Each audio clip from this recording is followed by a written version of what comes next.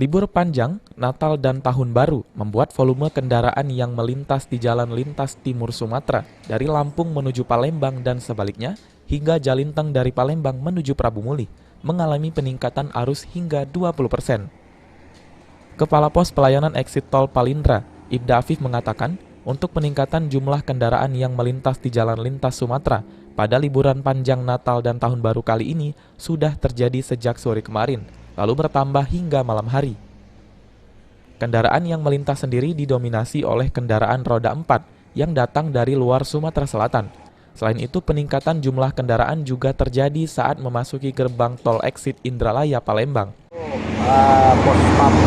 Posyan tol Palindra itu arus balik pada tanggal 24 Desember ini mengalami peningkatan volume kendaraan.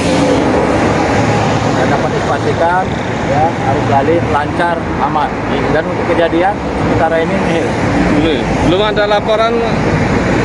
Sementara ini belum ada laporan, ya, baik kejahatan, ya, kriminalitas, 3C dan lain-lain.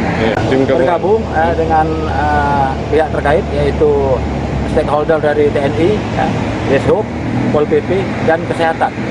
Ada dinas kesehatan juga? Ada dinas terkait. Petugas di pos pelayanan ini terdiri dari pihak kepolisian, TNI, Dinas Perhubungan, Pol PP, dan Dinas Kesehatan. Selama libur Natal dan Tahun Baru kali ini, warga dihimbau untuk selalu berhati-hati dan beristirahat saat dalam kondisi mengantuk, serta selalu mentaati aturan lalu lintas yang ada. Ahmad Romawi, PAL TV.